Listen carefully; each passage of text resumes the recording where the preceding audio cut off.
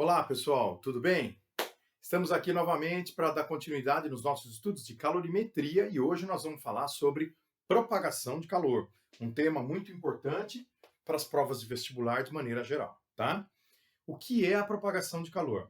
São maneiras pelas quais o calor passa de um corpo para o outro, tá certo? E a pergunta é, quantas maneiras? São três, tá? E a primeira delas, que nós vamos discutir aqui, é a troca de calor por condução. Muito bem.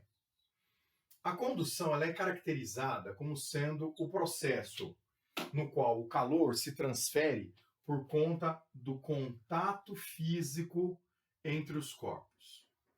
E quando você fala a respeito do contato, isso favorece que os corpos que tenham, obviamente, maior contato, então a condução seja mais acentuada. E esses corpos são os corpos sólidos, tá legal? Então a condução, ela se caracteriza como um processo mais eficiente quando você tem os corpos estando no estado sólido. Entretanto, nós podemos pensar, então a condução não acontece no estado líquido e no estado gasoso? Claro que ela ocorre, entretanto de maneira bem menos acentuada, tá? Agora, se ela é mais eficiente nos corpos que são sólidos, mesmo entre os sólidos, nós sabemos que alguns conduzem melhor e outros não tão bem assim o calor. Então, os corpos que melhor conduzem o calor são os corpos metálicos, por conta da sua estrutura interna, por conta da sua organização molecular, tá? Agora, um fato que decorre dessa definição é que se você não tiver partículas transferindo, conduzindo esse calor, jamais, então, o calor pode passar de um corpo para o outro. Então, se você tem um corpo A e um corpo B aqui, e entre os corpos A e B não existe nenhuma partícula, então a transferência de calor por condução fica inviabilizada nessa situação. Ou seja, ela não ocorre, tá? Então, é um processo que não ocorre no vácuo.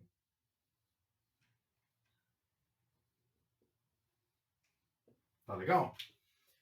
Então essas informações iniciais, elas são só um norte para que a gente possa entender como é que funciona o processo de condução, tá?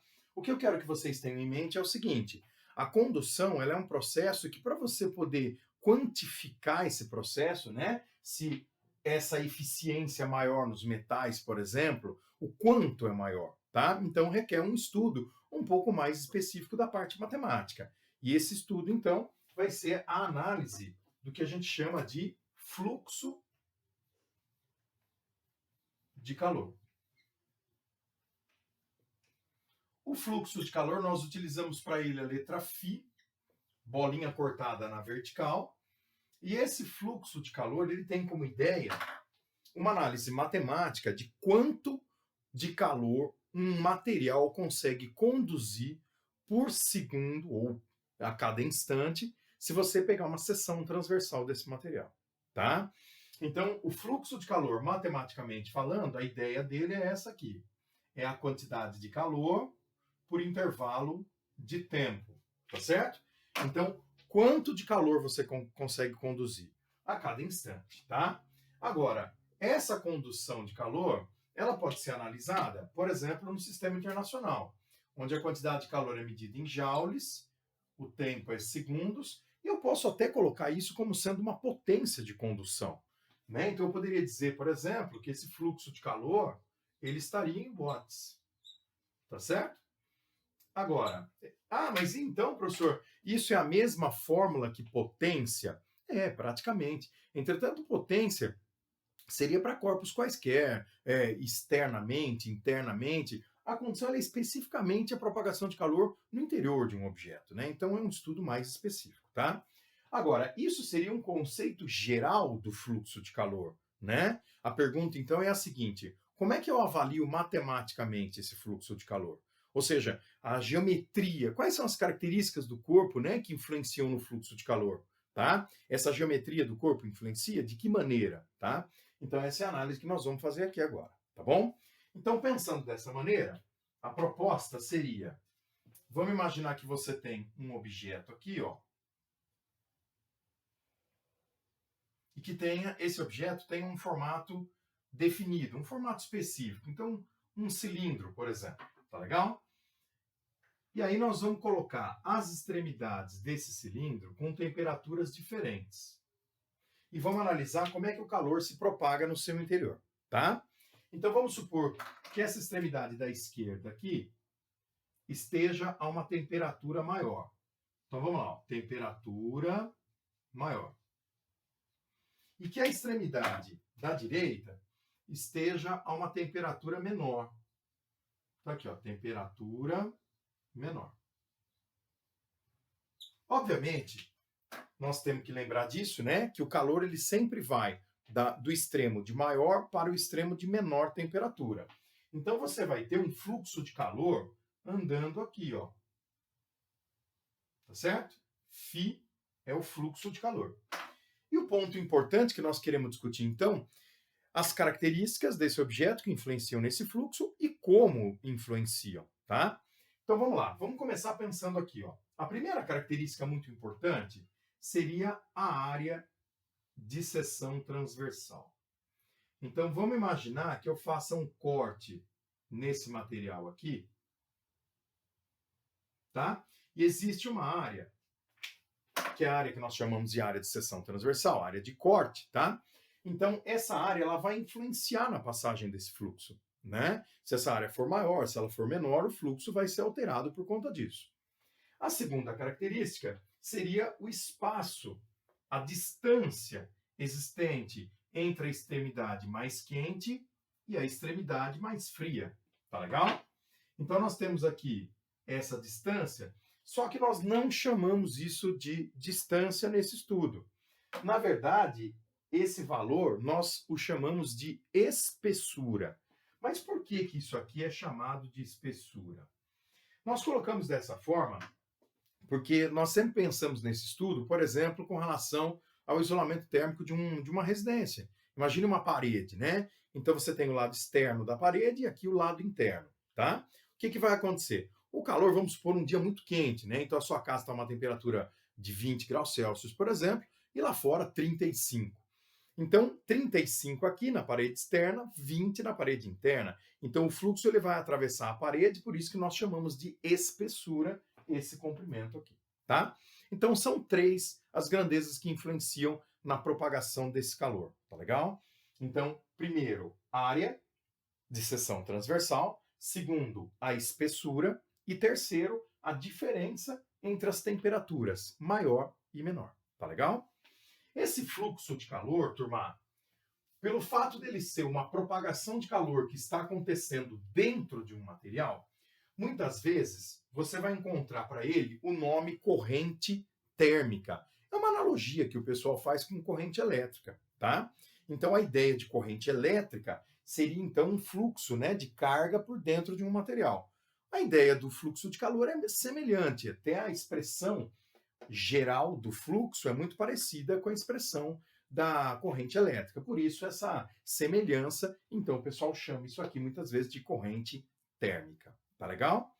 Então é o seguinte, sendo corrente térmica ou fluxo de calor, a primeira coisa importante de você perceber é que se o espaço for grande para a passagem do calor, então significa que o fluxo vai ser mais intenso. Opa, então o fluxo e a área são grandezas diretamente proporcionais. A diferença de temperatura também. Quanto mais acentuada for essa diferença de temperatura, mais intenso será o fluxo. Então, essa diferença de temperatura também é diretamente proporcional ao fluxo. Agora, se a distância entre a maior e a menor temperatura, que nós estamos chamando aqui de espessura, for uma distância muito acentuada, então esse fluxo já fica prejudicado. Logo, a espessura e o fluxo são inversamente proporcionais. Então, se eu juntar todas essas ideias, área e diferença de temperaturas diretamente, espessura inversamente, eu consigo uma expressão matemática nesse formato. O fluxo, toda a proporcionalidade tem uma constante, então, diretamente proporcional à área, E agora aqui a questão da temperatura. Pessoal, a temperatura não tem uma letra específica para temperatura maior menos menor. Então nós usamos o delta. Só que delta é final menos inicial, né? Aqui nós não usamos dessa forma. Nós usamos temperatura maior menos temperatura menor, tá? Então esse delta T ele estaria nesse formato aí, dividido pela espessura, tá joia? Pronto. Então essa é a expressão do fluxo de calor, só que agora em função das grandezas das estruturas geométricas desse corpo. Essa é uma expressão geral e essa é uma expressão específica, tá joia? Então agora eu vou abrir um espaço aqui para poder discutir um pouco mais a questão das unidades de medida e também o significado de cada um dos termos que estão aí nessa expressão, tá? Muito bem. Apagando o desenho aqui então, deixando um espacinho para fazer esses comentários, a primeira discussão vai ser com relação às unidades de medida, tá? Eu gostaria que vocês tivessem em mente que nem todos os exercícios, e para falar a verdade, a grande maioria dos exercícios, não vai trabalhar no sistema internacional. A maior parte vai trabalhar de forma mais prática, né? Em situações mais corriqueiras, mais cotidianas. Então é muito comum a temperatura aparecer em graus Celsius, a espessura aparecer em centímetro, é uma medida de comprimento. A área, ela é uma medida quadrática, então ela vai aparecer em centímetros quadrados ou, dependendo do exercício, até em metros quadrados, tá? E o fluxo, como nós já vimos anteriormente, eu vou pôr a unidade do fluxo aqui embaixo para deixar um espacinho para a unidade da constante lá em cima, tá? O fluxo ele é medido em calorias por segundo. Então, sendo o fluxo calorias por segundo, o que vai acontecer? Essa constante, ela tem que ter a sua unidade como sendo a unidade do restante das grandezas que estão aí. Então, a constante K, ela seria caloria por segundo, aí esse cara aqui viria dividindo, então ficaria caloria por segundo, centímetro quadrado. O grau Celsius também, caloria por segundo, centímetro quadrado, grau Celsius, e aí um centímetro que estaria multiplicando em cima. Então, o centímetro quadrado compensa o centímetro, né? Então, sobra só centímetro linear na parte de baixo. Então, a unidade da constante é caloria dividido por segundo, centímetro, grau Celsius. Tá bom? Eu quero falar um pouquinho agora a respeito dessa constante, que foi uma das únicas coisas que eu não discuti muito bem até o momento, né? Primeiro, quem é essa constante e qual o seu papel? Então, essa constante K nós chamamos de constante ou coeficiente de... Olha o nome que interessante, hein? Aqui em cima. Condutibilidade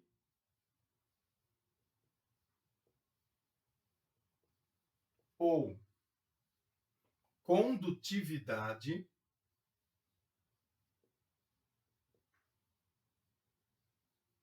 térmica.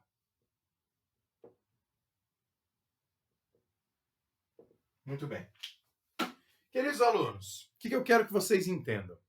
Que essa constante, o papel dela é mostrar para nós se o corpo é bom ou não condutor de calor. Então, para corpos que têm altos valores dessa constante, então significa que esses corpos, olha só, é uma constante ou ela é um coeficiente que mostra a capacidade do corpo conduzir o calor, tá certo? Condutibilidade ou condutividade, tanto faz, tá? Então, ou seja, essa constante mostra se o corpo é bom condutor de calor, tá legal? Então, dessa maneira, o que acontece é o seguinte: se você imaginar que os corpos que conduzem bem são corpos metálicos, então vamos pensar no metal e vamos fazer uma comparação com um corpo de madeira. Como é que fica a situação? É óbvio que os corpos metálicos, eles conduzem muito melhor o calor do que um corpo de madeira. É só você pensar, por exemplo, num espeto de uma churrasqueira, não é verdade? Você põe lá um espeto próximo do fogo, ou até mesmo em contato direto com o fogo, o cabo é feito de madeira. Ah, o cabo não vai esquentar? Vai. Entretanto, não tanto e não tão rapidamente quanto acontece com a parte metálica. Tá legal? Por isso que a constante dos metais é maior do que a constante da madeira, tá? Agora, temos que tomar cuidado, porque muitas vezes essa constante, vou deixar aqui na forma de observação, o valor desse K, ele traz para nós o que nós chamamos no cotidiano de sensação térmica.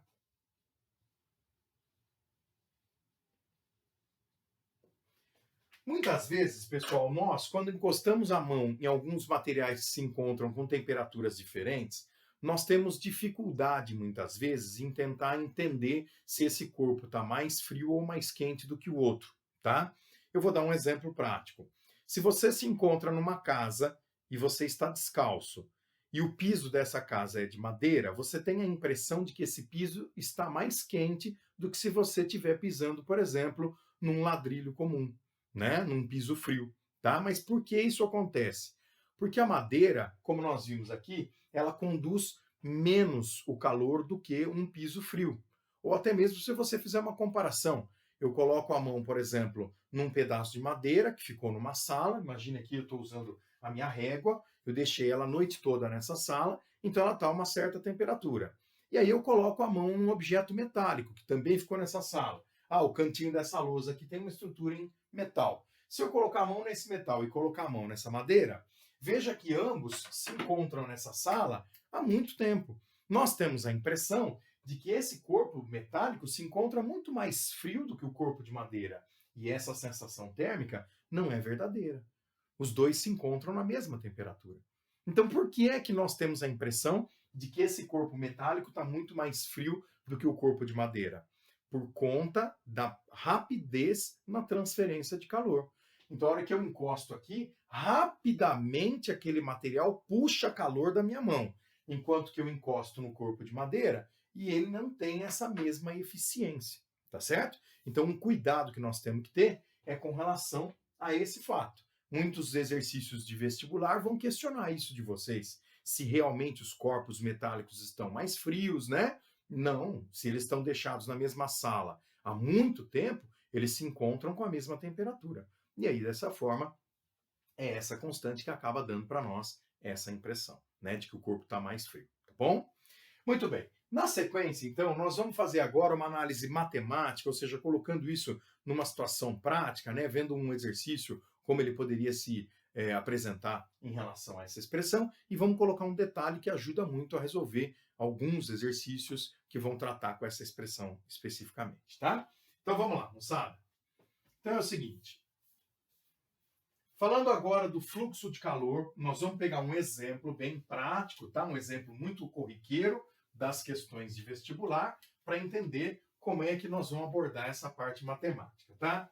Então vamos supor que você tenha um determinado material e a constante desse material seja 0,5 calorias por segundo centímetro grau Celsius. Um valor típico, né? Igual nós acabamos de discutir, tá?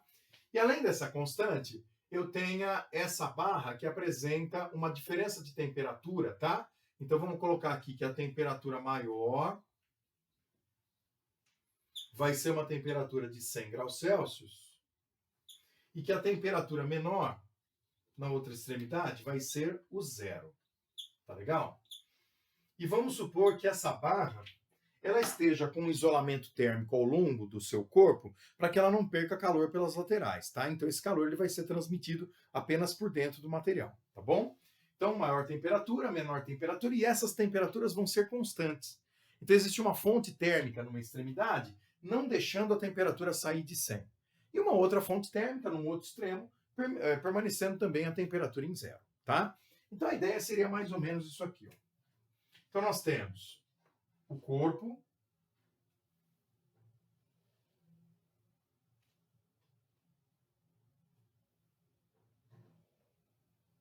mais ou menos igual ao desenho que nós fizemos agora há pouco. Então, nessa extremidade aqui, a temperatura de 100 graus Celsius.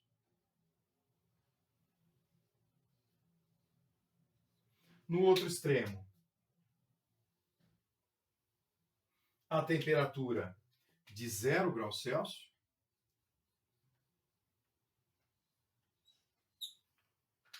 e vamos supor que esse objeto, esse corpo aqui, ele tenha um comprimento, vamos supor que esse comprimento seja de 50 centímetros. Tá joia? E vamos supor que a sua área de seção transversal, fornecida aí pelo exercício, área de corte aqui, seja uma área de 5 centímetros quadrados. Tá legal? Então essa é a proposta aí do nosso exemplo, tá? Perguntas. O que nós queremos saber em relação a isso aqui? Vamos lá? Então a primeira que nós temos que responder é letra A. Nós vamos calcular aqui, obviamente, o fluxo de calor. Então essa é a primeira pergunta que nós queremos responder, tá? E a segunda pergunta vai ser o seguinte: depois de estabelecido uma condição que nós chamamos de regime permanente.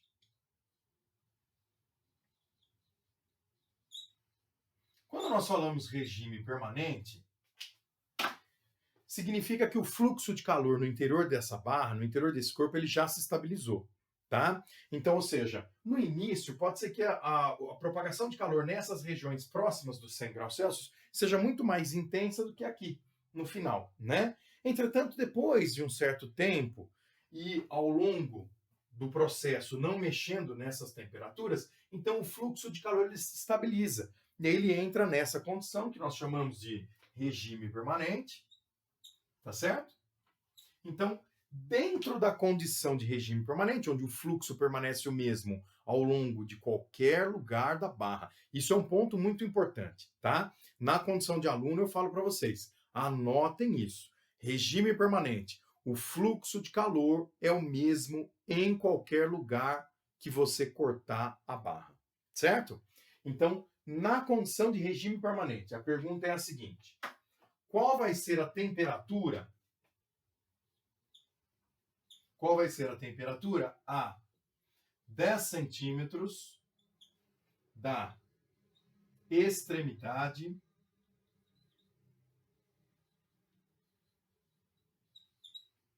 mais fria?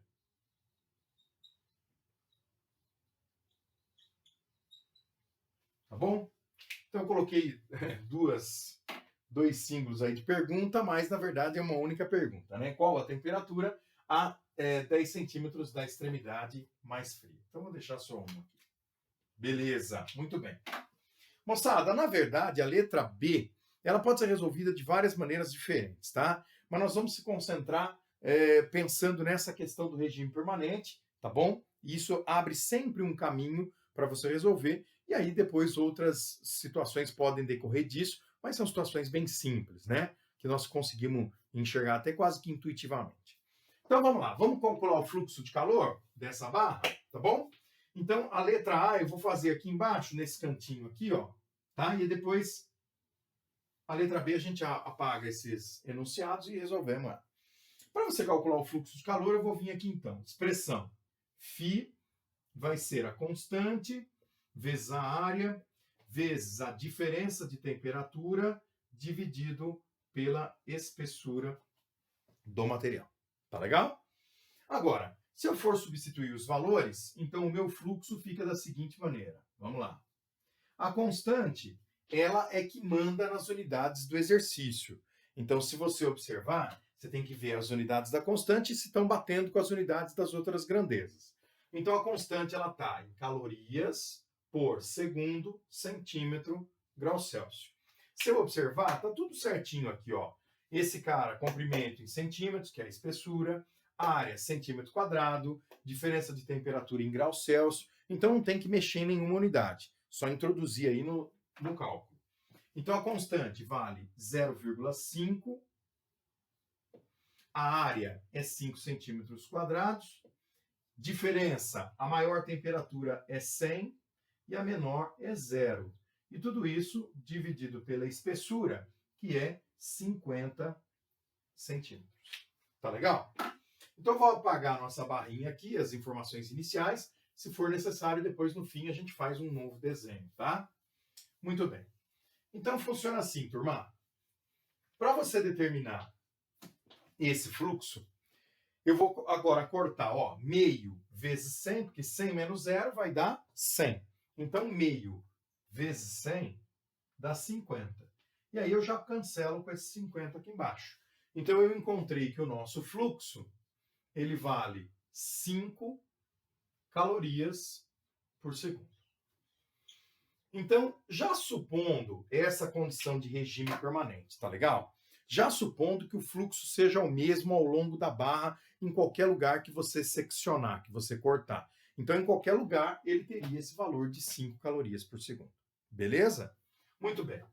Na letra B, a pergunta é: o valor da temperatura a 10 centímetros da extremidade mais fria. O que você pode fazer? Você pode resolver isso usando essa condição de regime permanente, né? Então, pega lá naquele ponto em que você quer calcular a temperatura. O fluxo de calor também vai ser 5 calorias por segundo, tá? Então, vamos interpretar isso. Abre de novo a equação de fluxo, constante, área, diferença de temperatura pela espessura. Então, o fluxo, ele vale 5. A constante, ela é meio, 0,5. A área de seção também vale 5. E aí eu tenho a diferença de temperatura e a espessura que a gente tem que analisar. Então, veja só. Se você pensar, vou apagar esse comecinho aqui. Se você pensar na barra, vamos fazer um desenho dela, e a temperatura, agora não vamos marcar a área, vamos só fazer a barra e a temperatura, o ponto onde eu quero saber a temperatura, tá? Então, vamos supor que essa seja a nossa barra.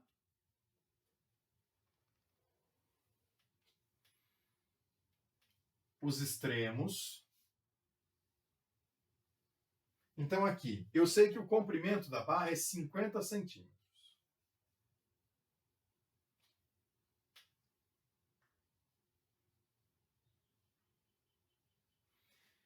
Sei que nesse extremo nós temos 100 graus Celsius. E no outro extremo, 0 graus Celsius. Muito bem. Então, a temperatura que eu quero seria nesse ponto aqui, ó. Vamos supor. Então, aqui é o valor da temperatura que me interessa. Veja, esse ponto, ele se encontra a 10 centímetros da extremidade mais fria. Essa distância em verde, 10 centímetros. Entretanto, da extremidade mais quente, ele se encontra a 40 centímetros. Então, a pergunta é a seguinte. O que eu vou usar nesse cálculo aqui? Eu posso colocar as temperaturas. Lembra que as temperaturas são temperatura maior menos temperatura menor. Então, se eu pegar T menos 0, eu tenho que usar a espessura de 10 centímetros. Entretanto, eu posso pegar 100 menos T e aí eu uso a espessura de 40. Fica a seu critério. Entendeu? Então, aqui eu poderia fazer isso. Vamos pegar a parte final. Eu vou pegar a temperatura T menos 0 e isso dividido pela espessura de 10 centímetros. Tá joia? Muito bem. Então, nós vamos fazer o seguinte, olha só. Esse 5 e esse aqui, eu cancelo. Eu vou passar o 10 multiplicando, então subiu o 10. Aquele meio que eu tinha, eu desço ele dividindo. E aí, do outro lado, sobrou T menos 0, que é T. 10 dividido por meio, temperatura 20 graus Celsius. Tudo bem? Então, essa é uma maneira de resolver a questão. Como eu disse para vocês, existem vários outros caminhos, né? E uma forma talvez até intuitiva seria você pensar que essa temperatura, na condição de regime permanente, ela decresce linearmente. Isso é um ponto muito importante. Veja só. Temperatura decrescendo linearmente, você poderia fazer um gráfico. Olha que interessante. Então, nós vamos fazer aqui, no eixo Y,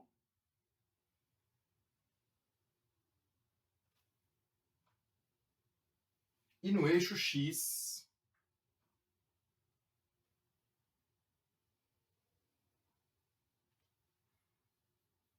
os valores que nos interessam, tá? Então, esse eixo X que nós estamos traçando, ou até, se você pensar com relação ao eixo Y aqui, né? Isso depende muito da forma como cada um vai organizar as informações. Mas é como se você estivesse pensando em eixos que relacionam a temperatura. Então vamos colocar a temperatura aqui no Y, ó, temperatura em graus Celsius. E como eu falei, como se o eixo X fosse um eixo traçado ao longo da barra. Então aqui seria, se esse comprimento é 50 centímetros, então aqui seria 0, 10, 20, 30, 40, 50 centímetros, tá? Então esse seria o eixo dos comprimentos medido em centímetros. Qual é o valor da temperatura? Então vamos seguir essa ideia, tá? Aqui é o 0, aqui é o 50, aqui é o 100 de temperatura, aqui é o 0. Então, se eu pegar na distância, na posição 0, essa temperatura vale 100 graus Celsius. E se eu pegar na posição 50, essa temperatura vai valer 0. Então, nós vamos ter um gráfico que decresce, tá legal? Esse gráfico é decrescente. Então, ele está aqui, ó.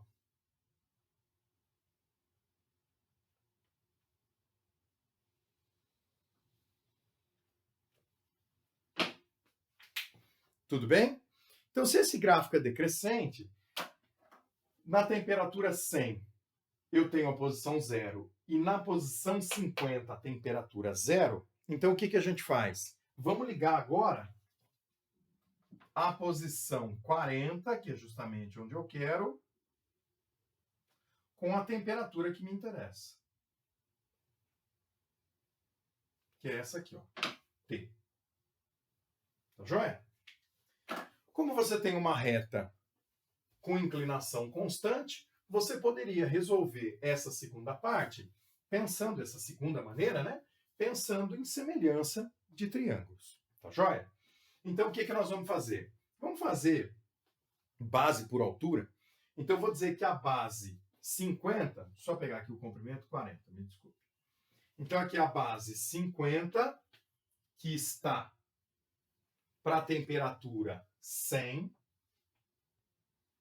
E do outro lado, eu vou pegar a base 40, que está para a temperatura 100 menos T. Seria essa altura aí. Tá joia? Muito bem. Faz o produto aqui dos dois lados. E aí eu tenho 50, que multiplica 100 menos T. E do outro lado, 100 vezes 40. Eu simplifico. 100 dividido por 50 sobra 2 aqui. Então eu tenho 100 menos T igual a 80. O T passa positivo e o 80 vem negativo. E aí, então, a temperatura final, que vai ser de 20 graus Celsius. Tá joia? Então, essa é uma segunda maneira de calcular a temperatura, né? Como eu falei para vocês, de uma forma até mais intuitiva, se você imaginar que o fluxo no interior do material é constante, então você vai ter um decréscimo linear de temperatura. Tá joia? É isso aí. Daqui a pouco eu volto então com a segunda parte do nosso estudo de propagação de calor, tá? Onde a gente vai explorar os conceitos de convecção e radiação térmica. Vamos falar um pouquinho das particularidades de cada um desses processos. Obrigado, até daqui a pouco então. Valeu!